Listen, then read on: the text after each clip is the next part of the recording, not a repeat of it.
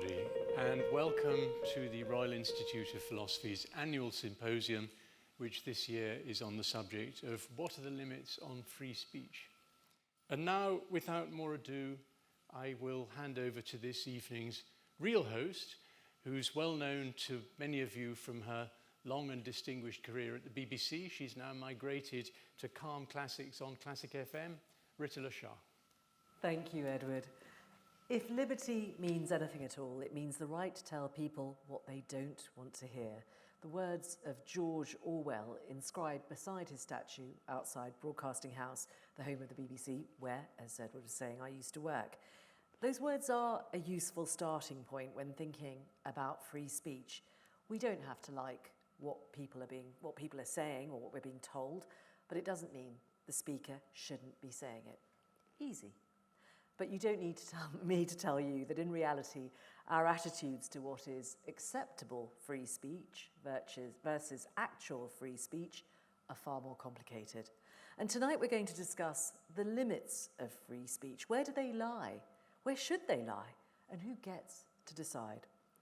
In the UK and many other countries, free speech is subject to legal limits. So, for instance, there are a number of different laws that outlaw hate speech. But at the same time, defining hate speech is in itself quite controversial.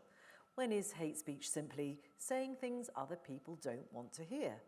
We've seen claim and counterclaim on this specific point when it comes to the conflict that's playing out between Israel and Gaza right now. And how does social media interfere with the contest of ideas that ought to flow from free speech? Should lying be protected? Where would that leave governments, which want to restrict, perhaps, the right to express opinions on everything from climate change or COVID? Some things may be obviously untrue. Well, obviously, to whom? I've barely scratched the surface. It's a vital and difficult conversation, one that's going on every single day. Our four distinguished philosophers will tease out rather more nuance than I've managed across the next 90 minutes or so. And before I make the introductions, just to say there will be time for questions. When it comes, there'll be a couple of mics down the front, so please do think about your questions, note them down as we go along, and I will come to you towards the end. So let's meet the panel then. Rae Langton is Knightsbridge Professor of Philosophy at the University of Cambridge. She works in moral and political philosophy, the history of philosophy, metaphysics, speech, act theory, and feminist philosophy. Her work on free speech and silencing was cited in Prospect Magazine's voted list of 50 World Thinkers 2014, chosen for engaging most originally and profoundly with the central questions of the world today. Professor Emerita Sara Connolly is the author of Against Autonomy, Justifying Coercive Paternalism, also One Child, Do We Have a Right to More? And she's almost completed her new book, The Limits of Liberty. I suspect we may hear tonight some of the wisdom that's gleaned from her writing and research about that. She recently retired from teaching at Bowdoin College in the state of Maine in the United States. Mary Leng is Professor of Philosophy at the University of York. Her main research area is in the philosophy of mathematics and science, where, among other topics, she defends mathematical fictionalism, arguing that 2 + 2 doesn't equal 4. That sounds like a really long conversation for another day. She's also contributed to recent discussions about sex and gender identity in the context of proposed legal reforms in the UK.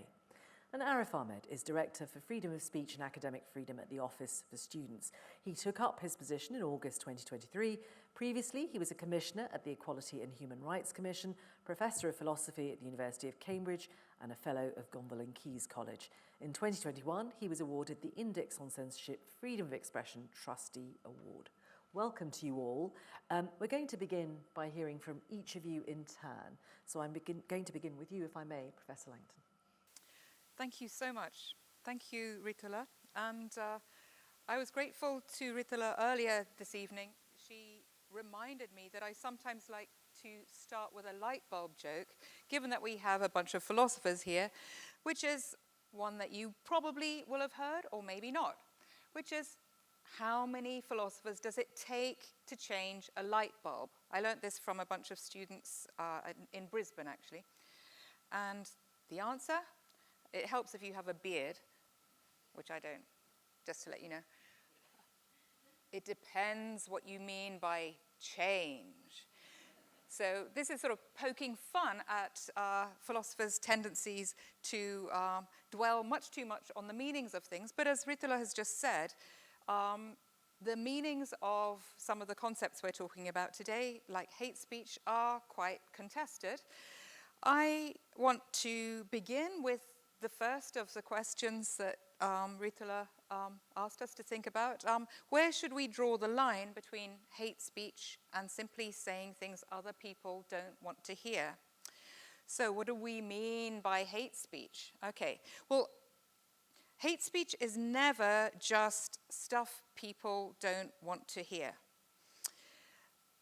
Hate speech is what hate speech does.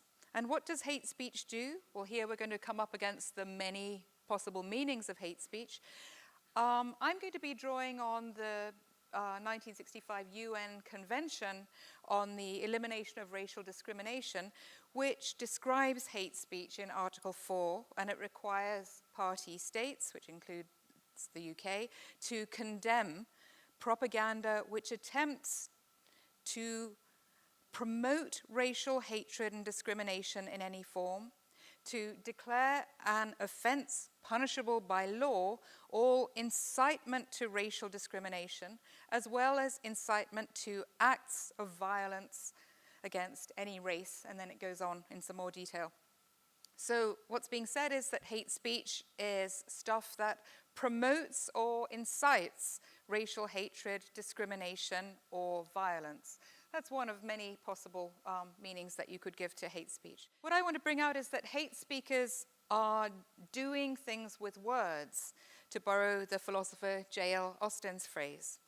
And that doing involves promoting and inciting hatred, discrimination, and violence, performing speech acts which can harm people and can harm people whether or not those people hear it. So in answer to that first question, this means it's not about hurt feelings or offense or the unpleasantness of hearing something you don't want to hear. It's true that the targets of hate speech do sometimes hear hate speech and they don't want to. And they're sometimes on the receiving end of what some people describe as assault-like hate speech, words that wound, in Mari Matsuda's famous phrase.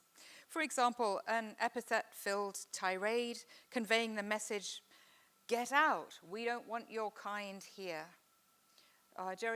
Jeremy Waldron has said that the fundamental message of much hate speech is simply "get out." I think that's an oversimplification, but that's one part of some kinds. That would be harmful, I think, and the harm is not just hurt feelings. So in that sort of case, hate speech is not just what people don't want to hear. Now I want to add that hate speech is often not even what people don't want to hear. When hate speech is propaganda or incitement of the kind the UN describes, the targets of hate speech often don't hear it.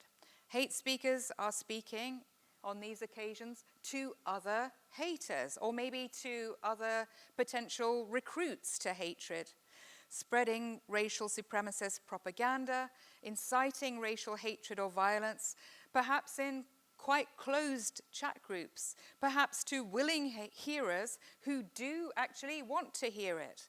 There can be a market for attention-grabbing news of conspiracies and danger.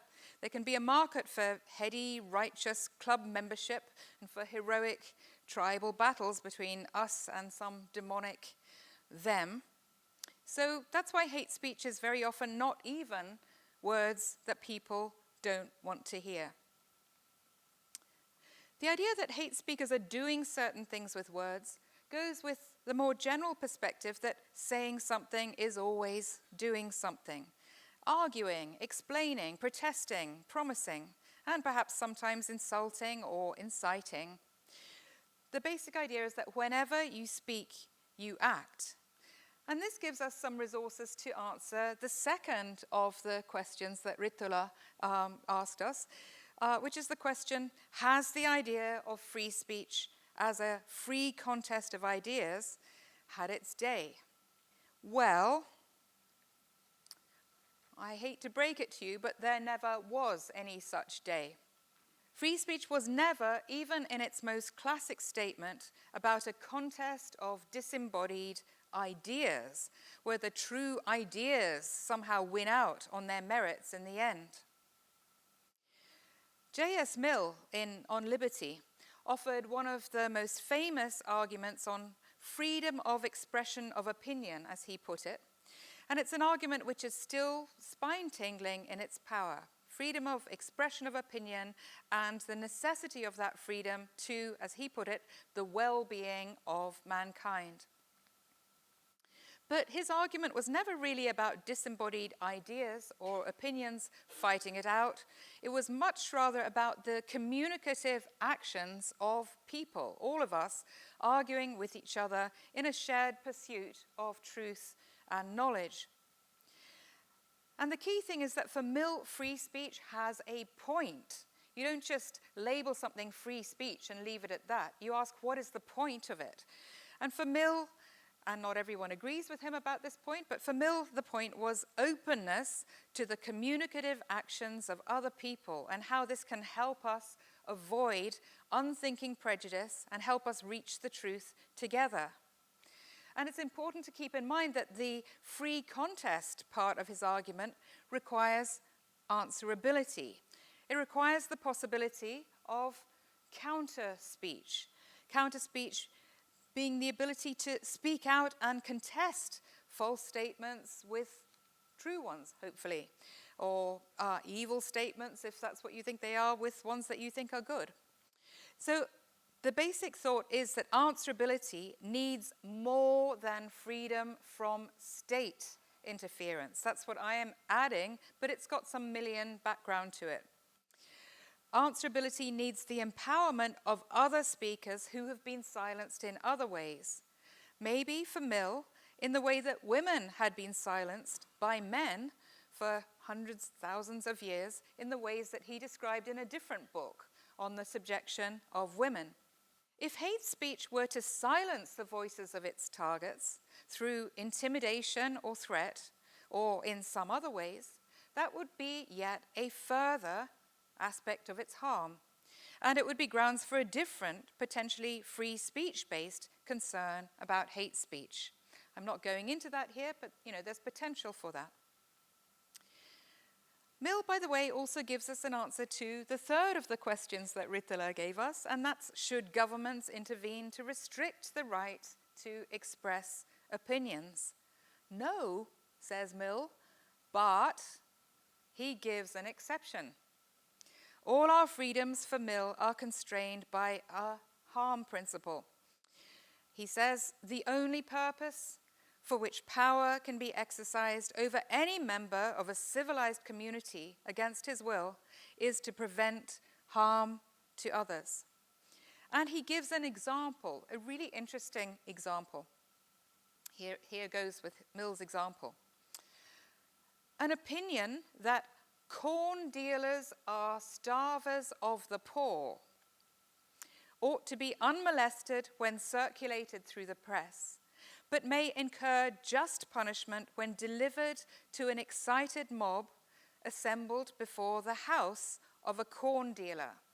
So presumably the picture is the corn dealers are hoarding the corn, and in hoarding the corn they are starving the poor. At least that is your opinion, and you can conduct your debate about that idea in the press, or you could yell it in front of the house of the corn dealer, in which case you would be doing something quite different with your words. And Mill is doing something interesting here. He's distinguishing the use of ideas or opinions, as he calls them, in two different speech acts. Reasoned argument in the press about the corn dealers, and incitement to mob violence at the corn dealer's house. The words and the opinion may be the same, but the context makes a big difference. When you say those words to the angry mob, you're inciting violence, even though you're also expressing an opinion. And your inciting violence is an act which Mill thinks may be justly punished. I'm not going to get into the question about whether Mill was right to say that about the corn dealer sort of case, but getting back to the UN Convention I began with, the UK, like most Western democracies, is party to the 1965 UN Convention, and that's maybe part of the reason that we have laws restricting hate speech, balancing that, of course, with a commitment to free speech and to the vital human goods gained through free speech, the human goods that Mill described and other goods as well. That balancing is not easy, as we're seeing right now. There may be different ways to balance it, and there may be different opinions about how it should be balanced. Mill's message is tolerance about these different opinions, and I want to remind us of that as we're talking about our different opinions even together. The balancing, though, is necessary, and I think that it meets Mill's principles about speech, about harm, and about the need we have to hear each other's voices. Thank you. Thank you very much, Rae. So some interesting ideas to hold on to there, the idea of speech acts and the nature of harm. Let's move on. Sarah Connolly. Oh, Sarah Connolly, looking the wrong way, looking at Mary and calling Sarah. Sarah. Yes, I am here to speak against free speech, or at least some of it. Many people think free speech is important because they think it promotes the discovery of truth and the stability of democracy. Unfortunately, it often does the opposite. So Professor Langton referred to John Stuart Mill, who's probably the best known defender of free speech. He wrote, in the same work on liberty, wrong opinions and practices gradually yield to fact and argument, but the facts and arguments to produce any effect on the mind must be brought before it. Unfortunately, Mill was wrong. Very often, wrong opinions do not yield to facts and arguments. He wrote this in 1859, and recent studies in human psychology show us that Mill's belief in human rationality was unduly optimistic.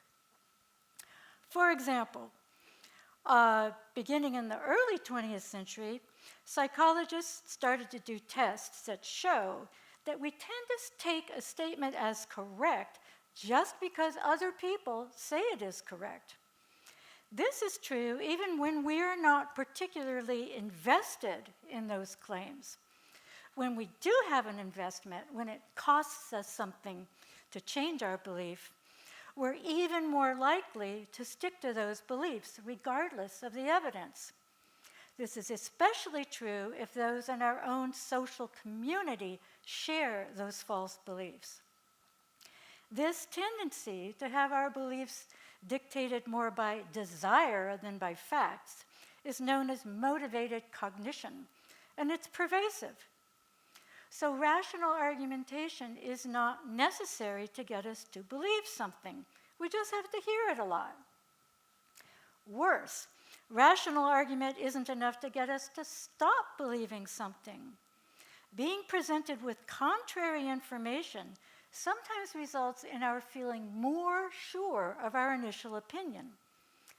Apparently, this tendency has contributed to the mindset that allows a surprisingly large number of people to expect conspiracy theories, no matter how wacky. If the existence of a conspiracy working against them supports their existing worldview more than does the truth, they sign into the conspiracy. And psychologists write that while facts may sometimes be persuasive before someone has accepted a conspiracy theory, once the theory's been accepted, the facts that conflict with it are just rejected. Instead, people extend the conspiracy to explain the apparent evidence against it.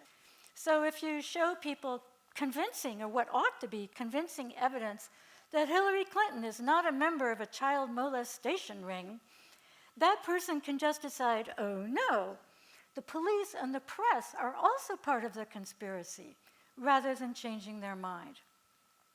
So this is important.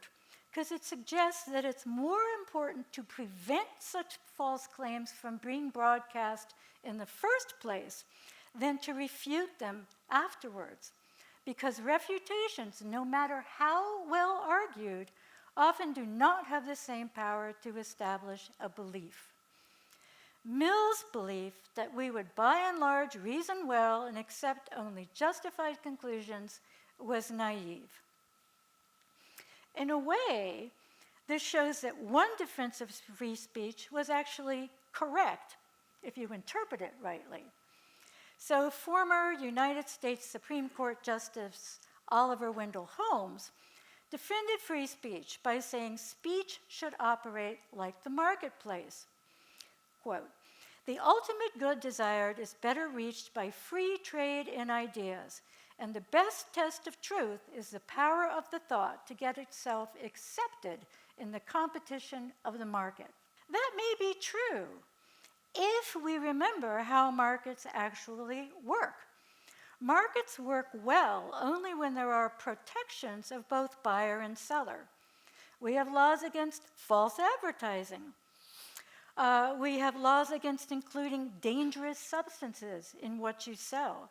We have laws against selling some products altogether if they're simply too dangerous, like the Ford Pinto, which tended to explode. We have laws that protect sellers as well, like patent laws and copyrights and protections against some sorts of liability. All of these protections keep the market from being free in the sense of a free-for-all, because we have found over time that the free-for-all market doesn't benefit either buyers or sellers. The same thing is true of speech. So what should we do? First and foremost, we need now to control internet misinformation. Control what? There are two sorts of statements. One I'm going to call evaluative and one I'll call factual.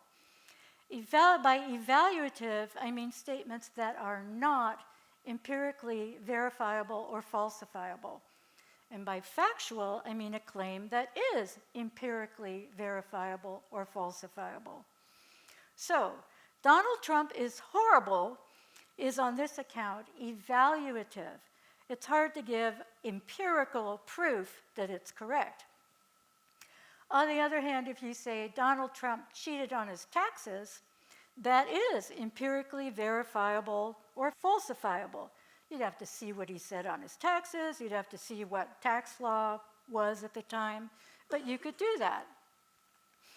I think we need to allow evaluative claims because it's difficult to show who's correct, but we can disallow false factual claims if they are sufficiently injurious.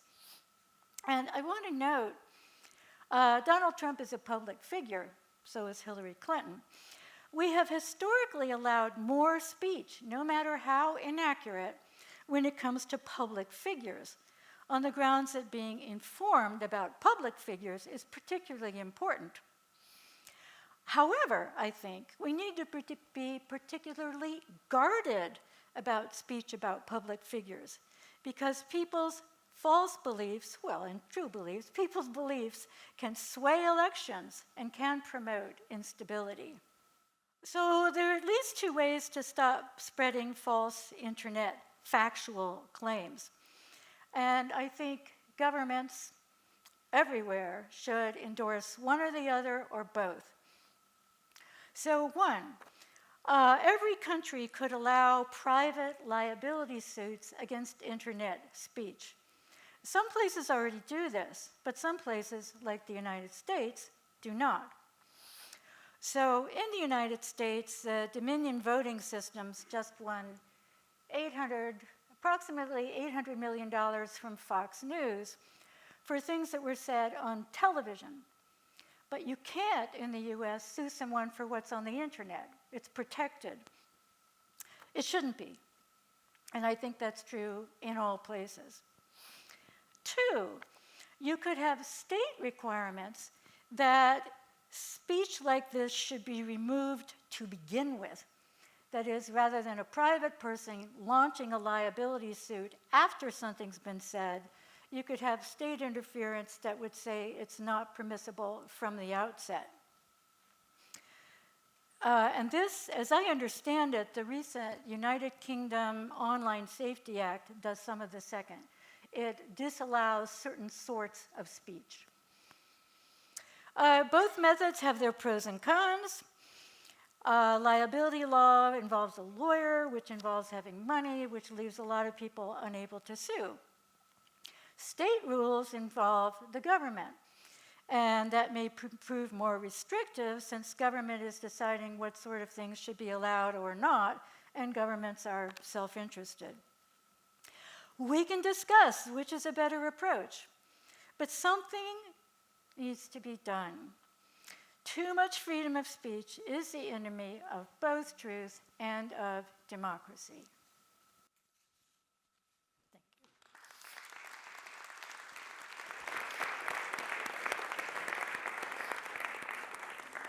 Well, a very clear call there, I think, for restraint. This time, Mary Leng. Thank you very much. I've got some slides. So on the face of it, I think free speech can look like it's a really bad idea. Why might we think that? Well, the suffragettes famously called for deeds, not words. But of course, we know that words are deeds. We do things with our words. And sometimes the things we do with our words are truly terrible. Speech is a powerful and dangerous weapon. Through our speech, we're capable of causing great harm. And I'm not just talking about offence or hurt feelings, although that might be bad enough. Speech can move people to act in dangerous ways, and also speech can distract people away from courses of action for the good. So speech is harmful because of what people can be persuaded to do via our speech. And you might think, oh, well, that's okay because if we've got the free exchange of ideas, bad people might persuade us to do bad things, but then good people can come along and persuade us to do good things, so that's okay. But I don't think it's as simple as pointing to the free exchange of ideas and noting that other people can use their speech to persuade us to do the right thing. Not only do we rarely have the conditions for the free exchange of ideas, the powerful have more opportunities to have their speech heard and to be listened to. If you're a really good user of speech, you can use your speech even to silence the speech of others, to make it the case that people are not able to make the points they want to make against you. So speech is that powerful that we can even stop the exchange of ideas happening. And all of this is a big deal. It's, in fact, a matter of life and death. For example, if through my speech I persuade people not to give their children the MMR vaccine, people die. If through my speech I persuade people that some group is less deserving of humanity or compassion or less in need of protection than others, then people die. And if through my speech I can distract people so that they ignore the climate crisis, for example, and choose to continue using up resources in the way they ever have, people die. So speech is a powerful and dangerous weapon. The idea then that speech should be handed out freely to anyone on the internet might seem as just a good idea as handing out guns to children. In fact, given the harms that speech can do in the wrong hands, we should be even more worried about who gets to speak and how they get to speak to us. Because worse than handing free speech to children who don't know what to do with it is handing over speech to people who know only too well what they can do with their speech. Handing speech to manipulators who can have, through their bad motives, enable us to do things that are against our own interests and serve their own ends, and turning us away from what's good and what's right. For the skilled rhetorician, speech can be used to move people to act in ways that go against their own interests and against everything that's right and good. The skilled rhetorician can distract people from their own ends and from any hope of recognizing what's morally required of them, bending them to their will and their own nefarious purposes. So in light of all that, bearing in mind the huge harms that can be done by the weapon of speech in the wrong hands, we might think there should be very strong limits on free speech, that we should be able to silence those who would use speech for harm. The trouble, though, is however bad an idea free speech might seem, silencing speech, I want to argue, is an even worse idea. Free speech might be a bad idea, but restricting speech is a terrible one. There's multiple reasons why, even if we recognize the harms that can be done by speech, we should take great care in attempts to restrict people's speech. That's not to say that there are never good reasons to place restrictions on speech, but it is to say that we should use such restrictions extremely sparingly. So I'm going to give you 3 reasons why that is. So the first reason is the forbidden fruit problem. Forbidden fruit tastes the sweetest. Restricting the speech of others can be dangerously counterproductive. If we think a speaker and their ideas are dangerous, suppressing that speaker, suppressing those ideas, can make those ideas seem all the more attractive. In fact, a provocateur can often get much more mileage out of the fact that they're being prevented to speak than they can out of being allowed to speak. So restricting speech is often just counterproductive. We make the speech seem more attractive than it is. We restrict the opportunities to point out why the ideas that are being spread are bad ideas. The second issue I see with restricting speech is the question of who gets to decide which speech to ban. Is it wise to trust our government to decide whose speech we're going to ban? Well, there's going to be some clear-cut cases where we can see this is bad speech, we need to ban this. In most cases, the cases we're interested about, it's not clear-cut, and someone's going to have to decide, and we should worry, I think, about handing over that decision to the people with the power to restrict our speech. We don't have to look very far, I think, to see examples of those in power deciding that the ideas in need of suppression are precisely the ones that they don't like to hear. And the third issue, the third reason why we should be careful about restricting speech is that speech isn't just a weapon. This isn't just like gun control. Speech isn't just a weapon, it's also a powerful tool. If we think that some ideas are bad ideas and some ideas are dangerous and some ideas are leading people astray, the only way that we can really be sure about which those ideas are and why they're wrong and so on is by talking about them. So if we think that there are bad ideas and dangerous ends, to find that out, we need to have those conversations. And in this regard, I think those who defend the value of free speech and the free exchange of ideas have got something right, even if speech can be used by bad actors to deflect us from what's good and what's true. Speech in the form of discussion of those ideas is also going to be needed in order to determine where and when we're being sent down the wrong path and put us back on the right one. So we're in a bit of a predicament. On the one hand, speech in the hands of the wrong people is extremely dangerous, but on the other hand, suppressing speech doesn't seem to be the answer either. So what can we do? Well, I think the answer is to focus on the audience, not the speaker. Why is that? Well, the most harmful uses of speech are uses of speech that manipulate the audience to carry out the speaker's ends, in the absence of there being good reasons for them to do so. And speech can manipulate us as audiences because we're susceptible to being diverted from truth, and we're not well equipped to spot when this is happening to us. So if we want to combat the dangers of free speech, we can only do that if the audience of that speech consists of people who are genuinely free to listen and judge for themselves, in full awareness of the ways in which speech can lead us astray. So what we need, I think, is citizens who care about truth and who are able to resist being manipulated. If bad actors can use manipulative speech to lead us away from what's good and what's true, and if we can't prevent them from speaking, then we need to work on making sure that citizens in a democracy are able to recognize when this is happening and resist this manipulation. And that means we need to create conditions in which it's harder for people to be led astray by manipulative speech. In short, I think what we need to ensure is that the targets of speech are lovers of wisdom, that they care about believing and acting on the basis of good reasons, and that they're well equipped to spot when the reasons do not add up. So if we really care about free speech, I think we need to turn to education.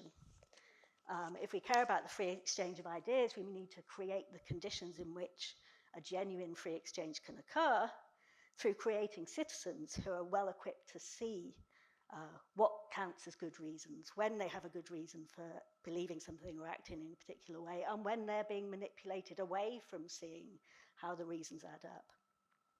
So I think if we really care about the free exchange of ideas, we need to go back to education and think about how we teach people and equip people to participate in that free exchange. We need people to care about good reasons and good arguments, to be able to recognize good arguments from bad, but also to be able to recognize how the tricks of rhetoric can be used to lead them astray. And that means, I think, embedding critical thinking into our schools, but also into lifelong learning opportunities, and also modeling this in our public discourse. So if we care about the free exchange of ideas, we need to educate our citizens to be lovers of wisdom, people who are properly equipped to participate in that exchange. Thank you.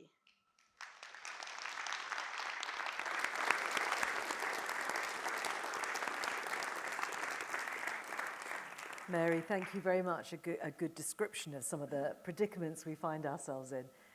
Arif, if I may come to you, Arif Ahmed. Thank you so much. Let me just say, first of all, how pleased I am to be here. What a pleasure it is to be speaking here. And I want to thank Edward Harcourt for his invitation and Anise and Melanie for all the work they've done in organising this, and everyone else at the Royal Institute. And I want to say what a pleasure and honour it is for me to be speaking beside such distinguished academics and journalists.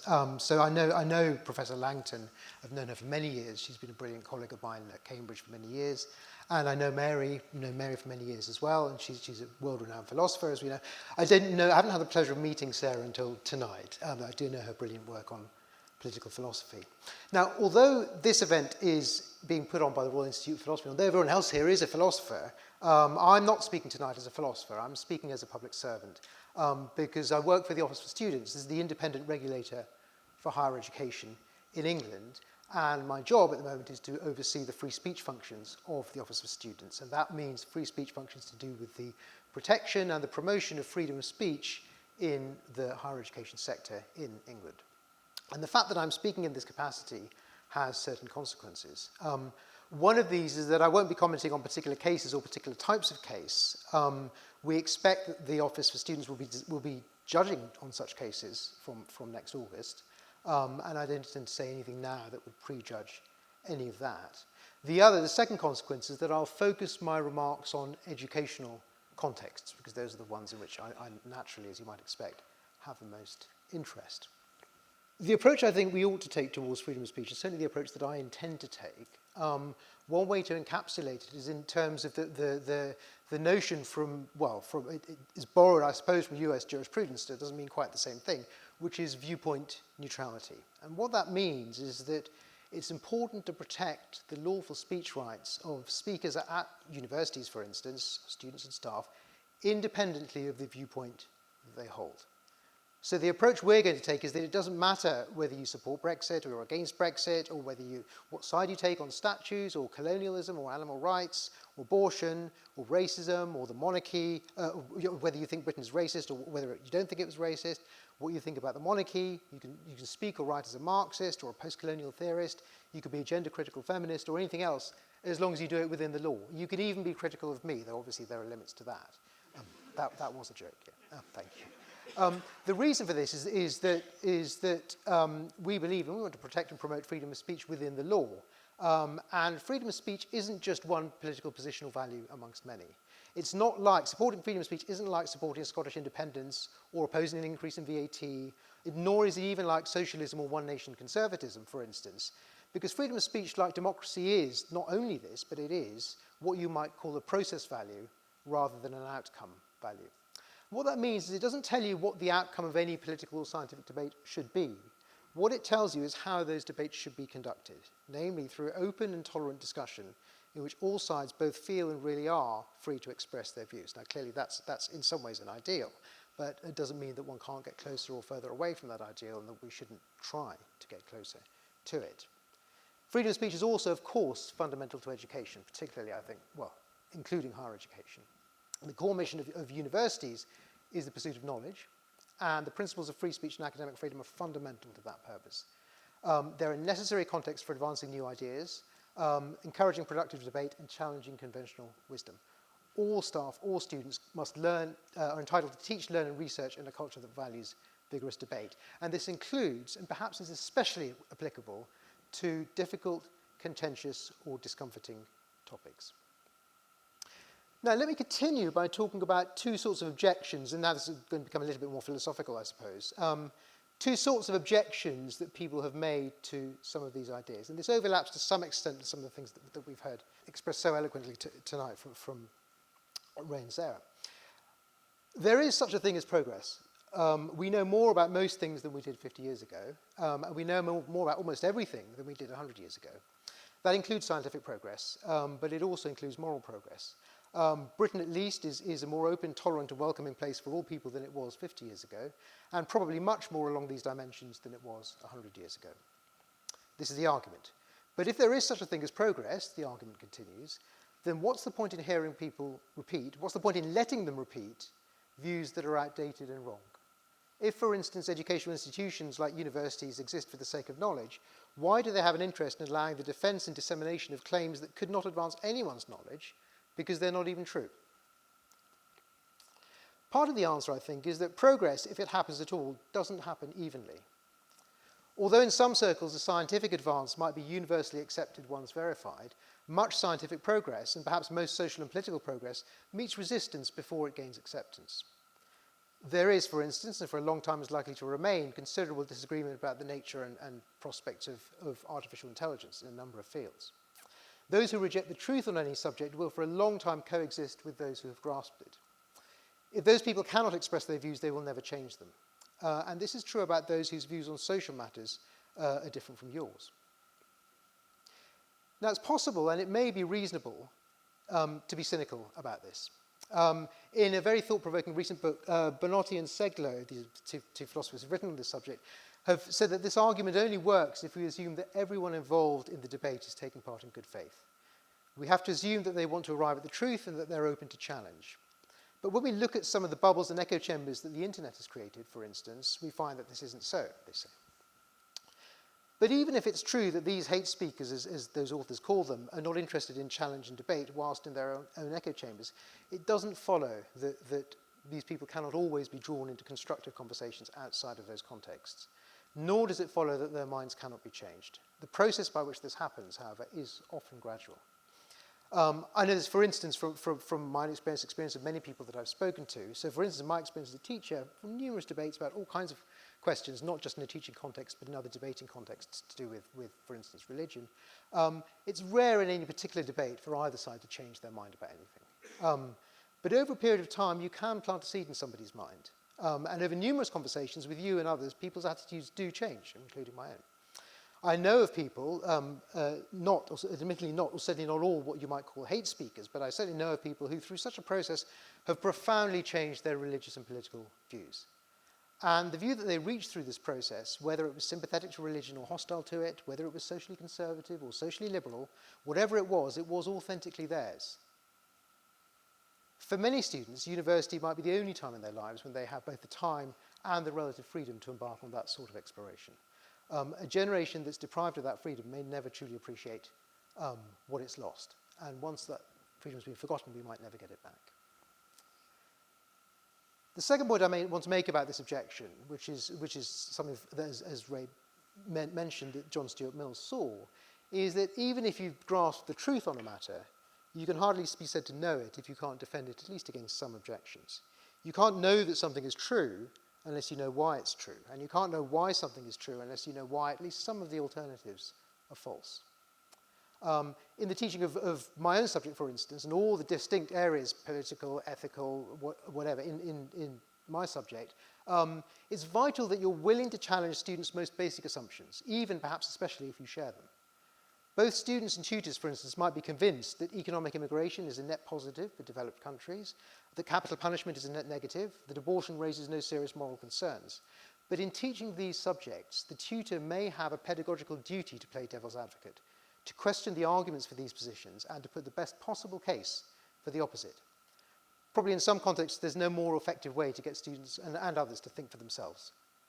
An atmosphere in which no person can, for instance, no visiting speaker at an event, no tutor at a university, or has the confidence, even in teaching, to voice these objections, is one where it's hard to see how education, at least that kind of education, can happen. Now, there's much else that I could say about the value of freedom of speech in broader and more political contexts, and perhaps that's something we could move on to when we talk in the Q&A. But I'm going to close with possibly the most eloquent statement anyone ever made at this point, and this was by another Supreme Court Justice, Brandeis, who was writing in 1927. He was writing in a concurrence which was effectively defending a communist who had been arrested after she gave a speech attacking racist lynch mobs. He wrote, "Those who won our independence," meaning the founding fathers, "those who won our independence believed that the final end of the state was to make men free to develop their faculties, and that in its government, the deliberative forces should prevail over the arbitrary. They valued liberty both as an end and as a means. They believed liberty to be the secret of happiness and courage to be the secret of liberty.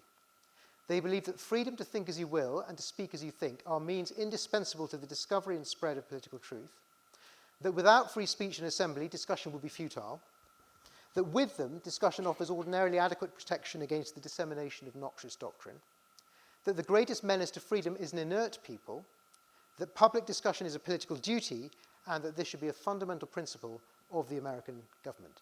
It should also be a fundamental principle, I think, when we think about all our students and all of our learning experiences, because we are educating all of our students to become not only nurses, scientists, architects, and lawyers, but also citizens in our democracy. I think I'll close there. Thank you.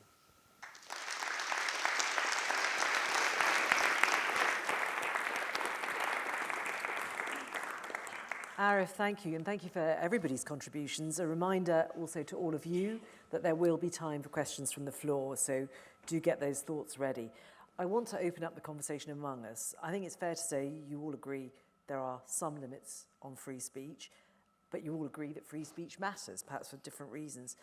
Rae Langton, you draw the line, I think, the boundary of free speech at hate speech. But from what we've heard from Arif and the concerns perhaps expressed by Mary and Sara, can governments be the fair arbiters of what constitutes free speech? So I was talking about hate speech because that was one of the questions, and because I didn't get around to talking about the conspiracy theories that are at least as important. So the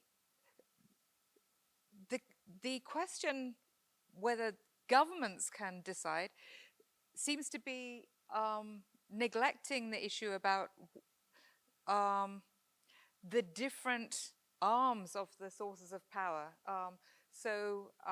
As many of us are thinking about right now, you know, that certain bits of our governmental system need to be independent from other bits of our governmental system. So the judiciary needs to be separate from the government, and so too do the police. Anyway, let's not get anyway. This is all suddenly much more topical, and so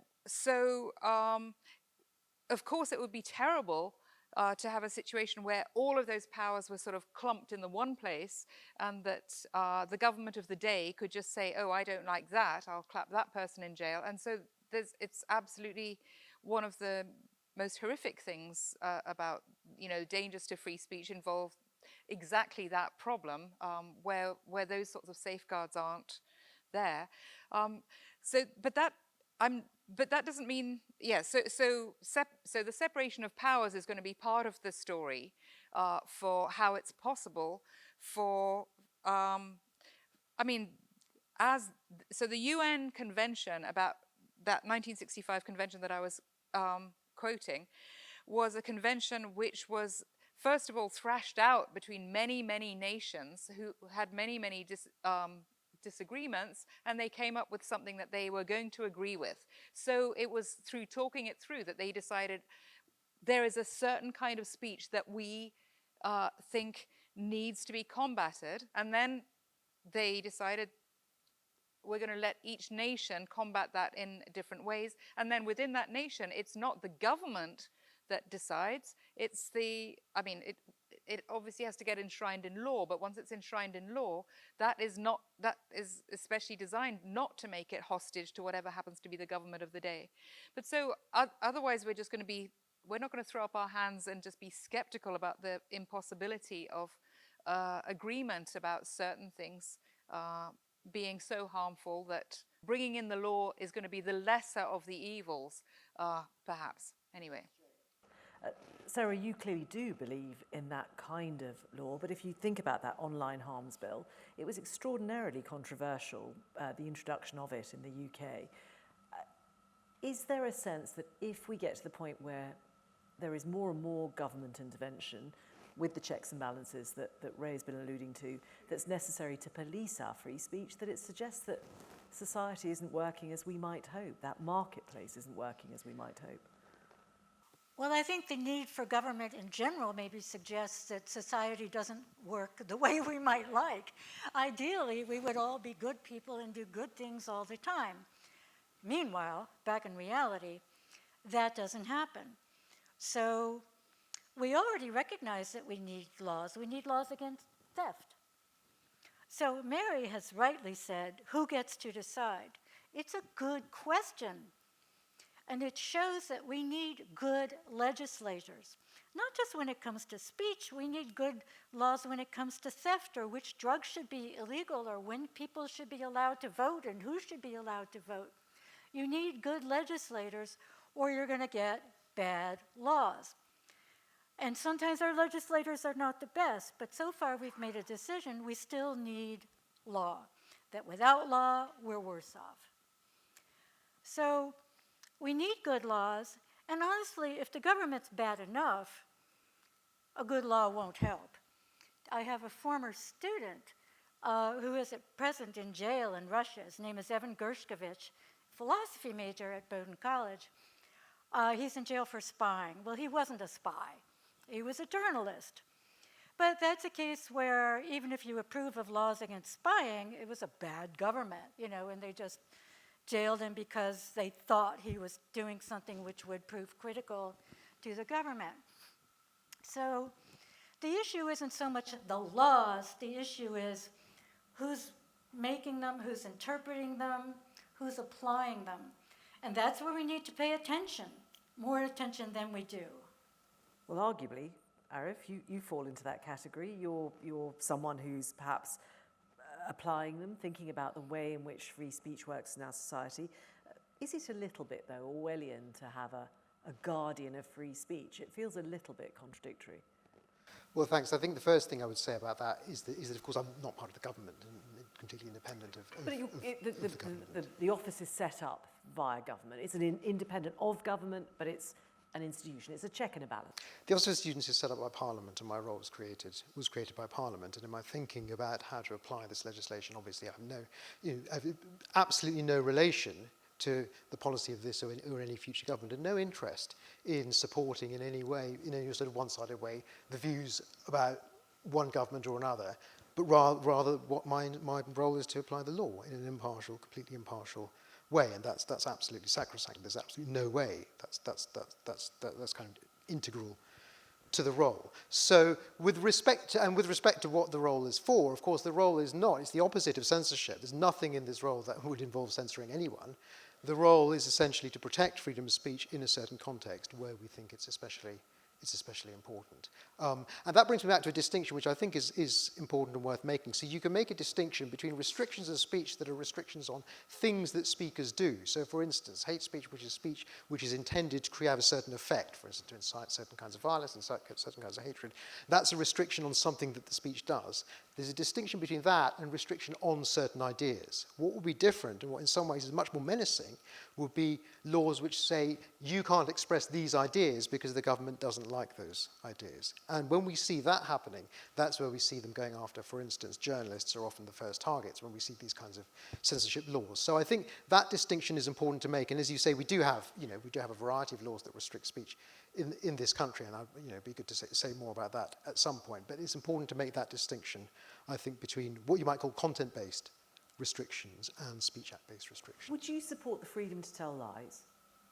I think it would be very dangerous if we had a law saying you can't tell lies in any context. Just in general, I mean, should we all be free to tell lies if we want to, if we believe in free speech as a principle? Yes, I think, yeah, absolutely. I mean, I certainly, say in a court of law, for instance, I don't think you should be free to perjure without a risk of sanction. But I don't think we want policemen coming around checking whether or not you've told the law, because the question, as Mary brings out with all of these questions, is who gets to decide? And then you think, what would be the motivations by which they'll get to decide? If someone decides that something's a lie, you can imagine certain countries where a whole range of things would count as lies, which actually everybody would want to know. Once you've crossed that line, and there's a commissar who says, well, actually, these are lies that you're telling about my country. You're saying my country's invaded country X or has committed genocide against people Y. Those are lies, and they're really dangerous lies as well. That seems like a textbook argument for putting that person in prison if you want to go down that line. So I can see the obvious dangers in approaching it that way. Mary, lies. Where do they take us? Well, so I wanted to pick up on something that Sarah said about, we should restrict fact but not value on the internet, and where someone's saying something factual, there's somewhere where we can step in. And I think, as Arif has just pointed out, that even questions about, well, what is fact here is massively contested and political, right? So I don't think it's as easy to say, oh, well, we care about truth, so we should stop people spreading falsehood, because who gets to decide what people count as falsehood and dangerous falsehood and the kind of falsehood that needs silencing is not a neutral.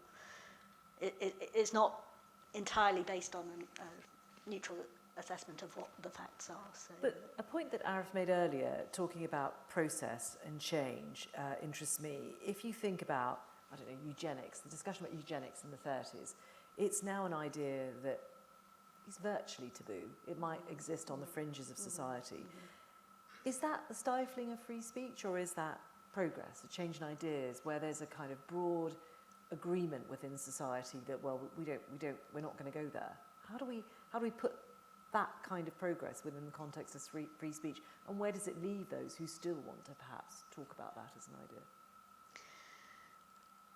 Well, let me say first, I think it is a bad idea, eugenics.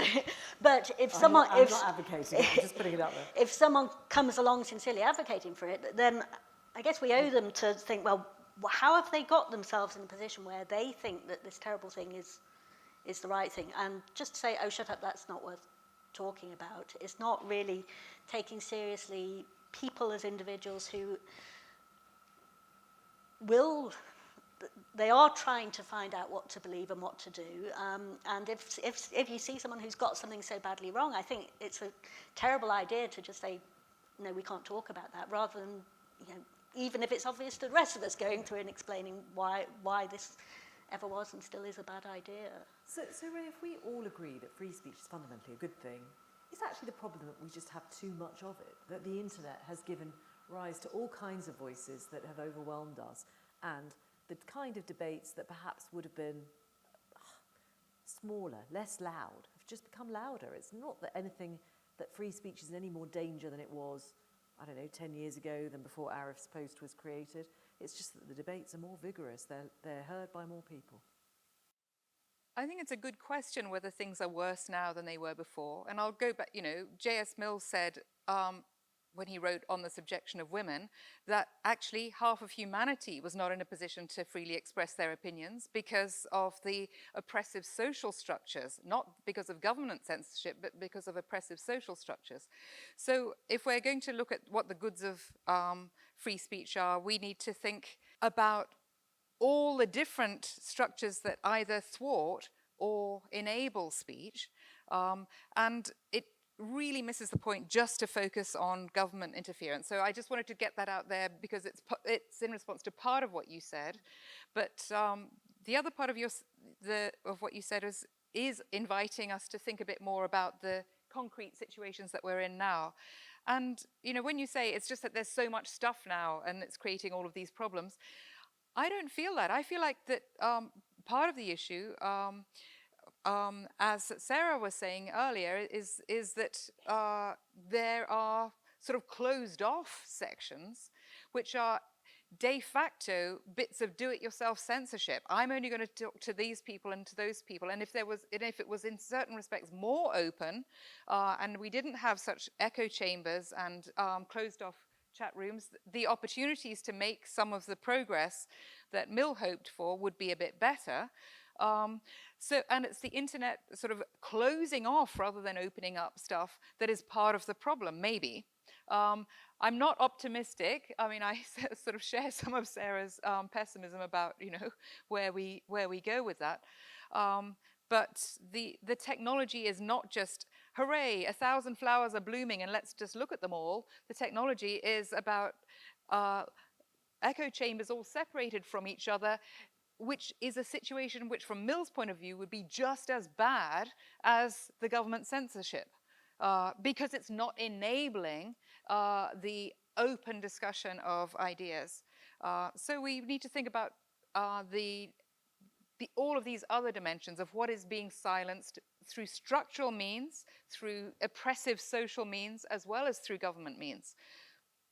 Sorry, just to pick up one thing, I think I won't comment on the internet, and what you say is very interesting about that, but just to say, I don't think it's fair to say there just is no reason to think there's a problem or that things haven't changed over the last 20 years. There absolutely is evidence of a problem, and depending on your position, if one's in a more privileged position, it might be harder to see that there is a problem, but there absolutely has been evidence of increasing problems, particularly in the higher education sector, with regards to freedom of speech. So give us an example. Well, to take an example, one of the issues is that I can't say very much about very specific cases, but I give evidence. So the Academic Freedom Index is run by Leng University in Germany, internationally respected, uses a vast database that goes back more than 200 years in some cases. Britain has fallen in the Academic Freedom League from a fairly high place to about 60th place in the world, well behind, I think, every single country, almost every single country in the European Union. How's that measured? It's measured by experts, and what they do is they code data over surveys and other kinds of data they get from universities, looking at material that's published, looking at doing interviews and so on. They have expert coders for that, and they produce a quantitative analysis as a result of that. There's a whole, I can talk in some detail at some point later perhaps, but there's a whole careful methodology that they've developed over decades for that. And it's a vast social science database that they use, not just on freedom of speech, but that's where they draw it from. Sarah, before we open it up, what do you feel then about the internet? Is it as Rae suggests, perhaps lots of different silos all shouting but not speaking to each other? Well, certainly it's lots of different groups who don't speak together, but they could speak together. I mean, you could. It's not as if you literally can't find people with an opposing point of view. We don't want to. So you could go on there and say, give me 5 reasons to believe that COVID was created by 5G technology. And that will take you somewhere where they list those things. But I don't do that because I think it's stupid. And I'm sure they don't look at whatever I'm looking at because they think it's stupid. I mean, the problem is we often really aren't interested in the free exchange of ideas, which theoretically the internet could give you. Theoretically, it could be very democratic. Every person can be on the internet and give their opinion, and we go back and forth. It doesn't happen.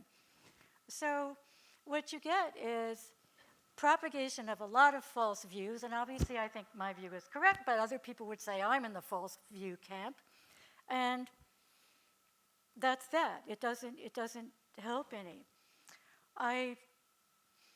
Mary was saying we need to teach critical thinking so that people can assess.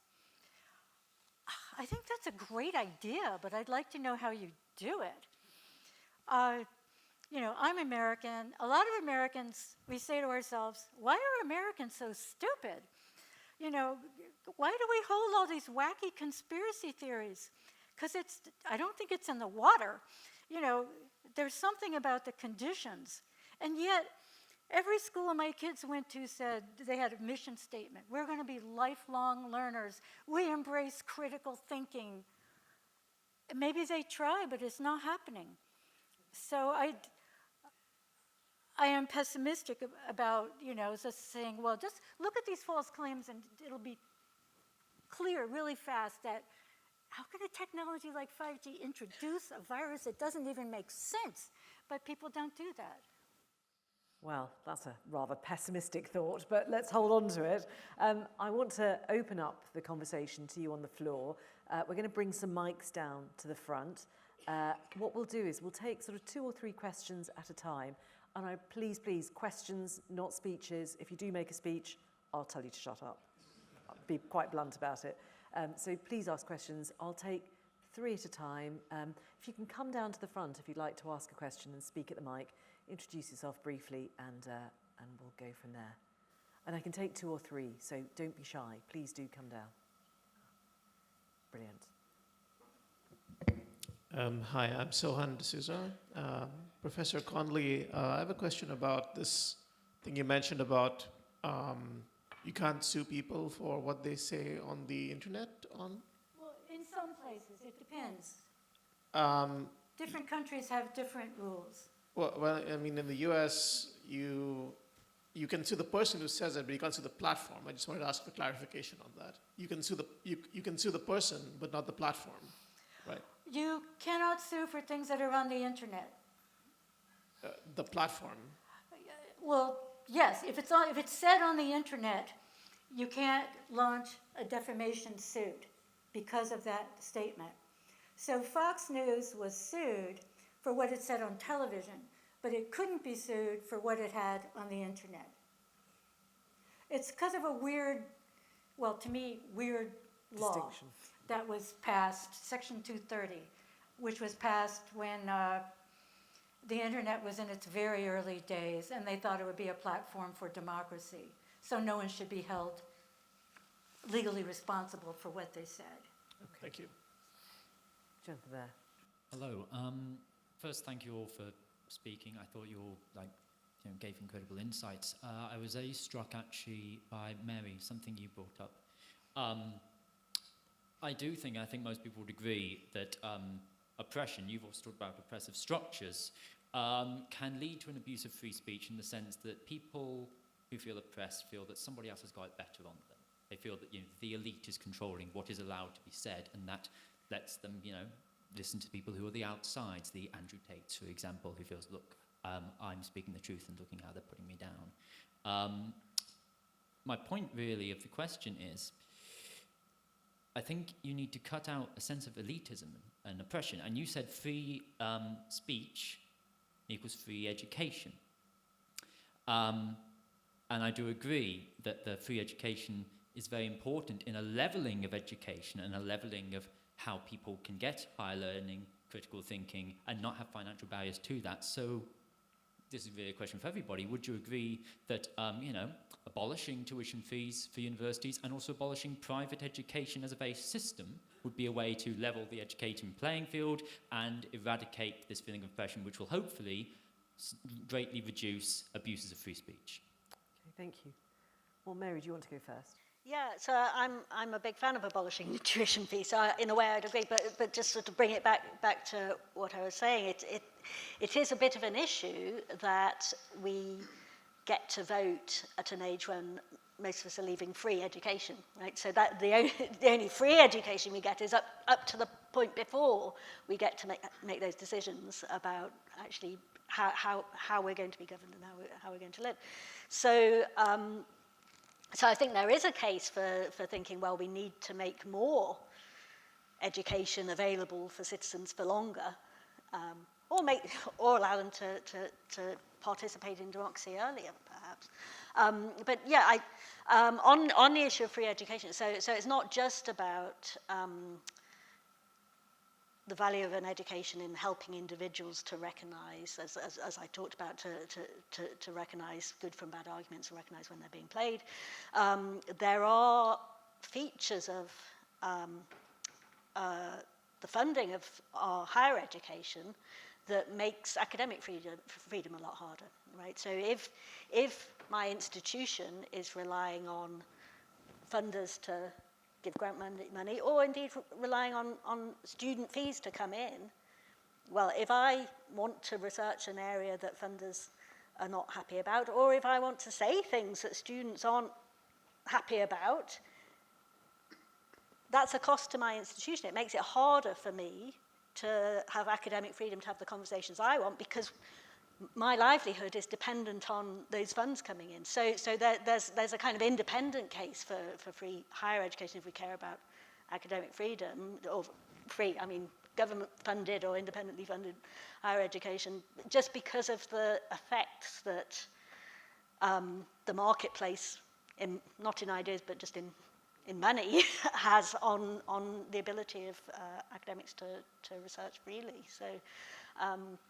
So yeah, I think there's lots of reasons why tuition fees have Arif, been a bad is idea. academic freedom, in a sense, you've probably not discussed it in those terms, how funding affects what people can say and what perhaps the work they might do.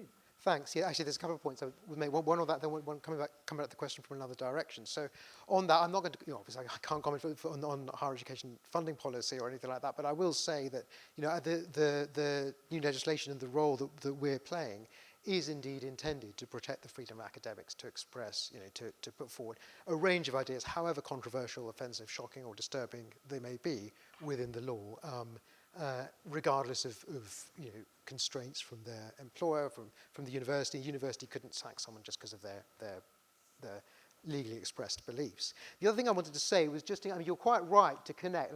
The question was very perceptive in that it connected freedom of speech with essentially liberal and progressive aims, and there's always has been, and I think it's unfortunate that it's been somewhat occluded in some of the discourse around this, but there is, and there always has been, there always will be a very tight connection between those two things. One illustration of that, and this goes back to the comment about criticizing public officials in the United States, the reason that there are such strong protections for criticism of public officials in the United States was because of the most important case in the 20th century in the US, which is the case where the New York Times published an advertisement defending Dr. King. This was at the time, this was in 1960, in the early 60s, during the Civil Rights Movement, when Dr. King and others were involved in protests. Often, they're often very, very violent protests. The New York Times, many liberal people supported this advertisement in the New York Times, describing certain things that had happened in the South. There were a few errors, factual errors there. They said that, I think, state troopers had surrounded a university when they hadn't, in fact, surrounded that university where they were. There were a few factual errors. As a result, I think the police commissioner of that state sued the New York Times because, in defense of what the police had been doing in the South.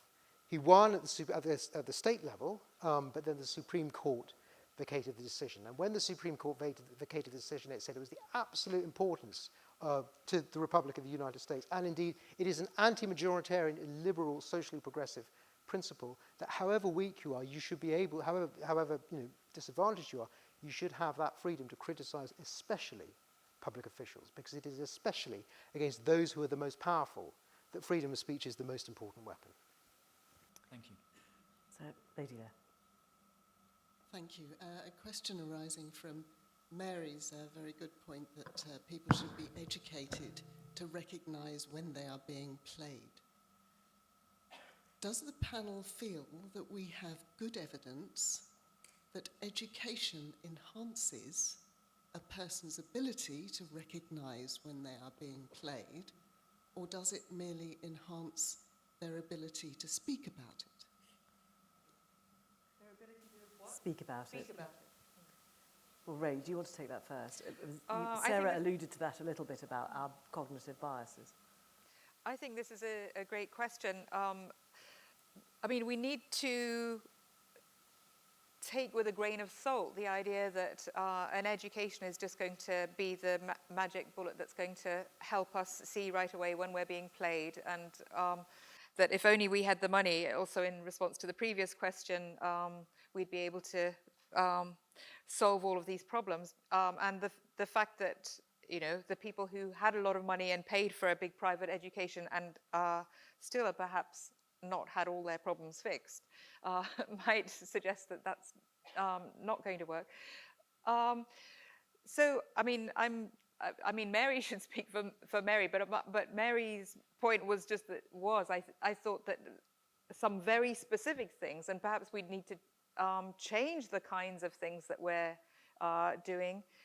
So in ways that enable us to recognize when we're being led astray before we get led astray. I mean, I thought that Sarah's point about the timing of being exposed to falsehoods, I think that's very interesting. So we have people in the psychology faculty at Cambridge who are interested in whether you can get inoculated against conspiracy theories through certain sorts of interventions that happen early on, which are educational interventions, but the key thing is going to be whether they can be got there in time, and it's actually an empirical and evidence-based question, what will work, and we can't, as philosophers, just sort of come in and say, oh yes, I'm sure it's all going to come out in the wash if only we can speak to each other.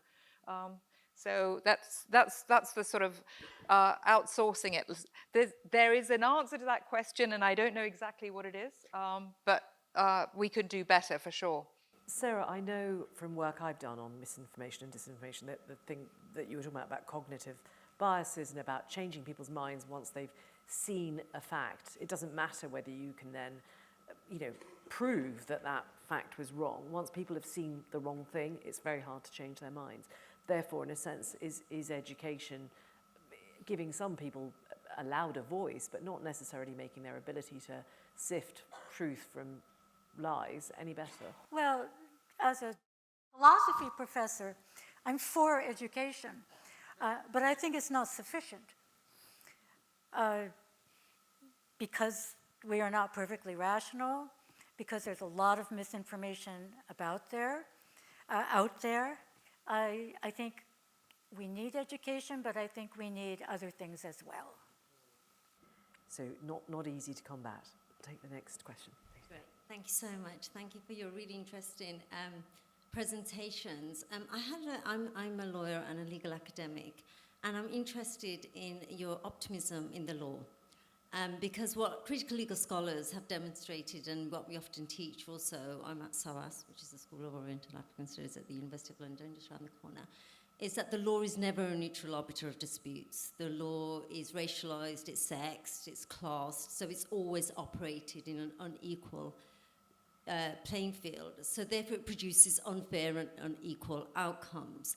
So I was interested, Arif, in your belief in the law, or that you were working within the confines of the law, and how that would potentially produce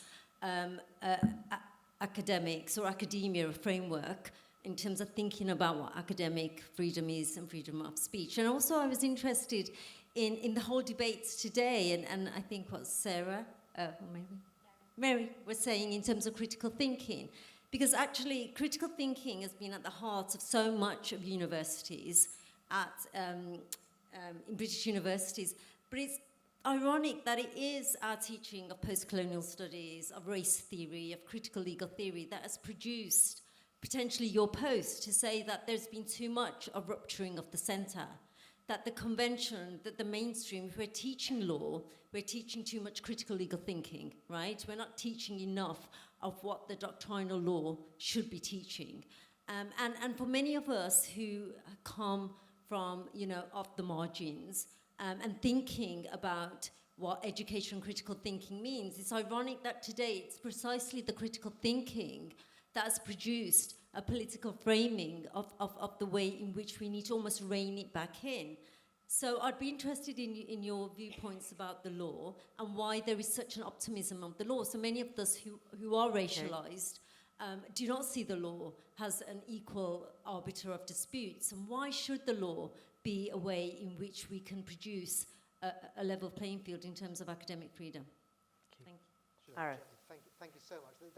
You've raised so many interesting questions there. I don't think I'll be able to address all of them, but I'll just say a little bit, which may not be adequate to address the depth of your question. But I'll just start by saying a bit about the law. So, of course, I suppose I do think, as a philosophical matter, the two most important fundamental things for a society are, one, freedom of speech, and two, the rule of law. And the reason for that is not because I think, of course I don't think, that the law is at all times and all places, or perhaps even at any time and at any place, completely perfect, or an instrument of absolute justice and fairness, for everyone at all times. That would be quite an optimistic thing to think. You can still hold that it would be better than the alternative, which is arbitrary rule. So if you think that there is something, if you think freedom of speech within the law means that the restrictions of what you can say are the ones that are generated by a due process, which goes through whatever imperfections you may think it have, there nevertheless is a process which goes through parliamentary scrutiny, and Parliament is ultimately accountable to us. That is different from a situation where the person who gets, where one person, where the commissar or whoever it is that we think might be, somebody might think ought to judge it, gets to decide on the basis of their arbitrary will what people can and can't say. And that distinction, I think, which is part of the value of the rule of law, survives the fact that in real life, of course, nobody expects that the law is always going to be absolutely perfect and flawless. The other thing I'd want to say is, I'm not sure whether I really got to as I say, the full depth of your question, but one thing I do want to say is there's absolutely no question in my mind, and I certainly have no intention of ever taking the approach of saying, oh, you can't teach this particular philosophical approach to law or anything. That's absolutely the opposite of what my intention is, which is, as I said, viewpoint neutral. You can take any viewpoint you like, including even one, as I said, that's not only rude about me, but opposed to my existence. My post in my existence. But that's nothing to do with what this post is about. This post is about preserving independent freedom of academics within the law, regardless of the viewpoint that they hold. And in fact, going back to my previous comment, I think, if anything, the really important freedoms of speech that we must absolutely fight to preserve are those that are opposed to power and those who are in power. Can I just jump in here? Because I really like your question a lot. And one of the things that it brings up is the problem of the supposed viewpoint neutrality that Arif is talking about, which might, if it's played out against the backdrop of inequality, actually sustain and exacerbate inequality, and also can damage the very attempt to get a free exchange of ideas. So, for instance, if we have, suppose my viewpoint is that people of such and such a race will never have anything good to say on topic X. And I make that my official viewpoint, and I have a few other people on my team, and I'm a university teacher, and I have a diverse classroom, and the diverse classroom has some people who hold this racist view and some people who are members of the target race.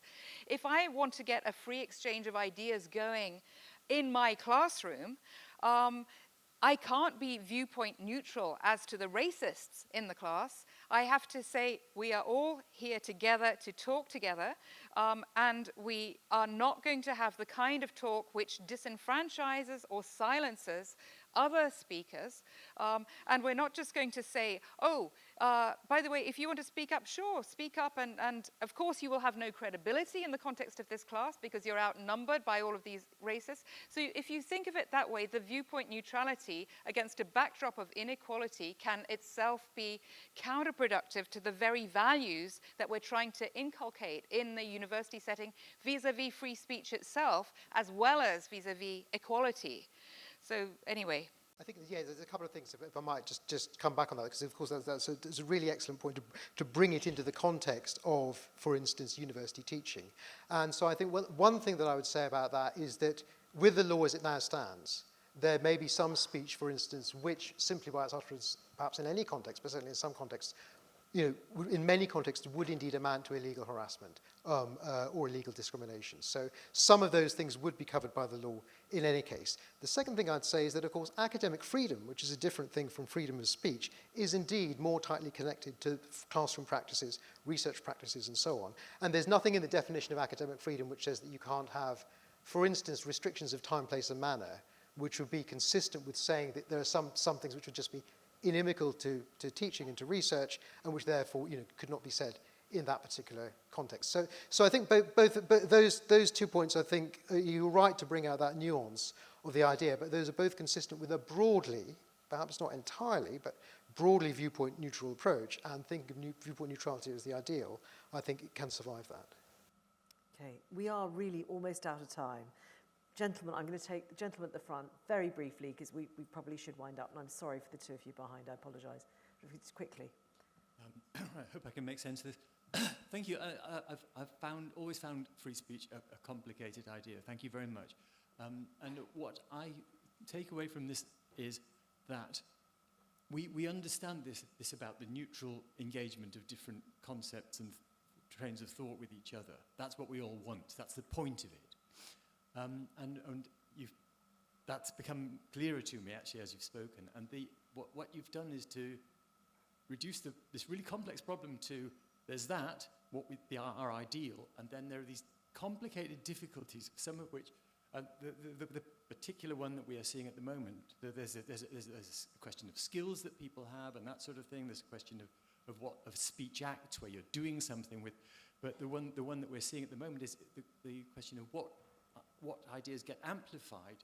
I was quite nervous when you started speaking because I thought you were going to say, yeah, we shouldn't have free speech, but what you're saying is that there shouldn't be certain kind of areas which are protected. So if we're in one of these bubbles, we only see certain ideas, and that's the problem with you can't actually have a dialogue when you're only seeing certain ideas. Do you have a question? Sorry, because I we're do. going to have to wrap up. So is that fair enough?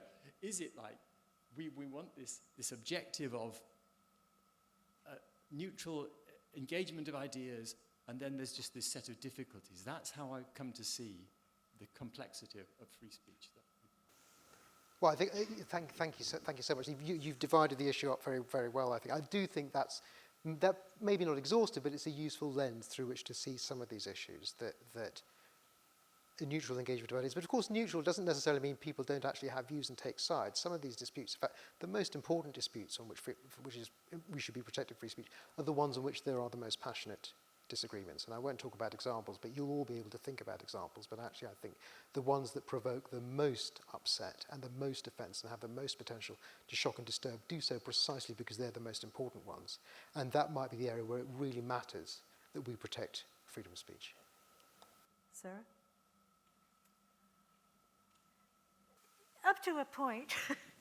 That is, so when I teach the morality of abortion, I teach arguments in favor of abortion, I teach arguments against abortion, I teach arguments that sometimes abortion's okay and sometimes it's not, and I don't reach a conclusion. I just put it out there and say, go think about it. But there are cases where I wouldn't do that. So race is one. I would say, shall we talk about whether black people are really inferior? Hey, you think they are? I think they're not? That would not seem to be a good use of our time. So again, even in academic speech, I think time is limited in the university. You were saying once students have the leisure, my students don't seem to have any leisure if you listen to them. They don't go to a lot of extracurricular talks, maybe one every now and then. But given the limit of leisure, I would like to limit debate to things that are at least in the ballpark, and some things aren't and would be a waste of time. Thank you. Rae? Yeah, I would just like to comment on the point that was just raised for the first time about the difference between freedom of speech and freedom to have a megaphone for your speech, because those aren't the same, and that's actually quite relevant to some of the university issues that Arif was bringing up. Mary? So I'd like to pick up on the silos thing that you mentioned. So back to Sarah's worry that people they're not having a conversation because they're in their own silos talking to each other and just talking to people who agree with their increasingly deluded views, whatever they are. I think that is a major problem. And my worry is that we're not going to solve that problem by rendering some ideas not sayable. Because people will still have those conversations, they'll have them in their private silos, they'll go off and have them.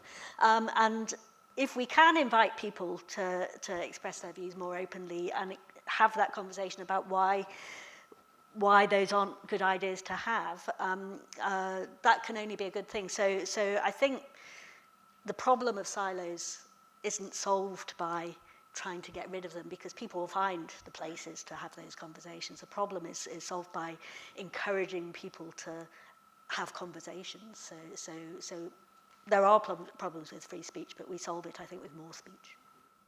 Thank you.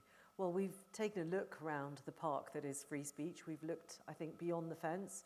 I'm not sure we found many answers or many solutions to make those flowers grow and to live side by side amicably. It is, I think, such a big question of our time. We're seeing it play out a little bit today between the Home Secretary and the police. These are issues of free expression and free speech, and they're difficult, they're complicated. Thank you all so much for coming. Thank you to our panel for raising so many interesting ideas, and I hope we can all continue this conversation in our silos. No, not in our silos, in our homes and with our friends and our colleagues. Thank you all very much.